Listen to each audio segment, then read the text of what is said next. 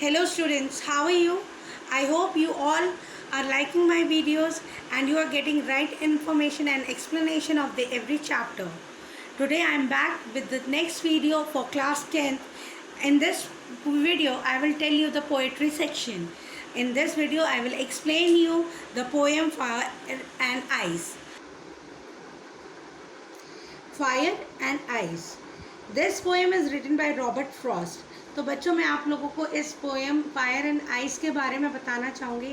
ये fire and ice ये दो तरीके हैं जिस तरीके से हम अपने जीवन को चलाते हैं या हमारा वर्ल्ड जिनके थ्रू चलता है। ये पोएम लिखी गई है रॉबर्ट फ्रॉस्ट के द्वारा। Robert Frost has written the poem Fire and Ice which is published in our English main course book First Flight. It is a strong symbolic poem where fire is used as the emotion of desire and ice. Both the components are compound with the destructing human emotion. तो यहाँ पे मैं आपको ये जानकारी देना चाहूँगी कि फायर एंड आइस जो है ये दोनों ही कंपोनेंट ऐसे हैं जो हमारे इंसानों के अंदर होते हैं, हमारी डिज़ायर्स के ऊपर। कई बारी हम अपने डिज़ायर्स को इतना ठंडा कर लेते हैं कि हम उस तक पहुंच ही नहीं चाहते, और कई बारी इतना उसे ईगर कर लेते हैं, मतलब इतनी उसमें आग लगा लेते हैं कि हम लोग उसमें मतलब किसी ना किसी तरीके से हम अपनी डिज़ायर को फुलफ़िल करना चाहते हैं। तो जब हमारे अंदर वो ईगरनेस होती है दैट इज़ फायर, और जब हम उसको लेके थोड़ा सा ठंडा होके चलते दैट इज़ आइस.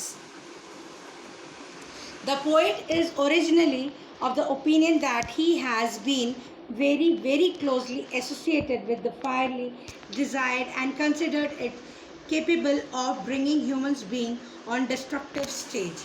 कहते हैं यहाँ पे पोएट जो है वो कहता है कि ह्यूमंस के अंदर जो ये फायर वाली जो पावर है, यानी कि जो उसके अंदर जो आग लगी रहती है अपने डिज़ायर्स को पूरा करने की, कहते कि यही एक ऐसी चीज़ है जो उसे डिस्ट्रक्टिव स्टेज में भी पहुंचा देती है, और यही कई बार उसके लिए कल्याणकारी यानी कि फ़ायदेमंद भी साबित हो जाती है.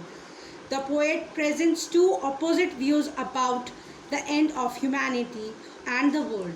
पोएट कहता है कि यहाँ पे जो है वो दो चीज़ों को प्रकट कर रहा है, फायर को और आइस को, और दोनों जो है समाज के और ह्यूमन के जो है अंत के लिए जिम्मेदार है. One such possibility is the world ending in the flames of fire. तो ऐसे ही कुछ है कि जो हमारा वर्ल्ड है वो एक आग में ख़त्म होता जा रहा है, आग में जलता जा रहा है. It is so because when we pond over the burning flames of desires of people.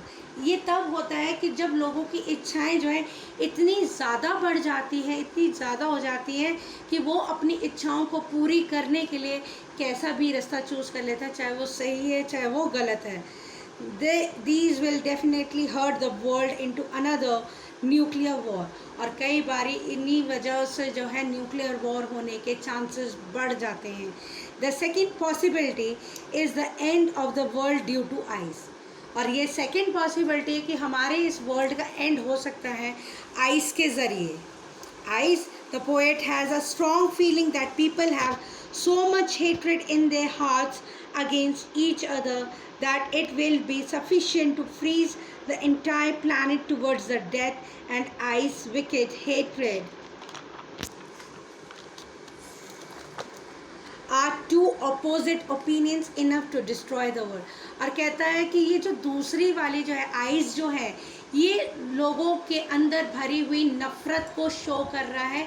वो नफ़रत जो वो एक दूसरे से करते हैं, एक दूसरे की कामयाबी को देख के करते हैं, सफलता को देख के करते हैं, किसी भी चीज़ को देख के करते हैं.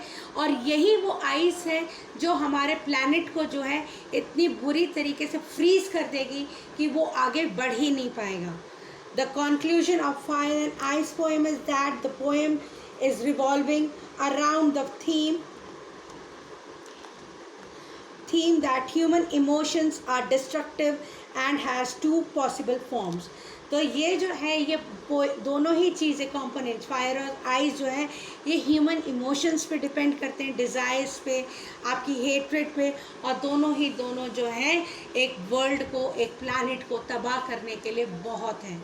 So this is the main conclusion of the poem. I request all the students to write the summary, introduction and the textbook question answers in your notebook in a very neat and clean writing. So, and also please wait for my next video in which I will tell you the writing skills of your class. Till then, stay sane, stay home and revise well.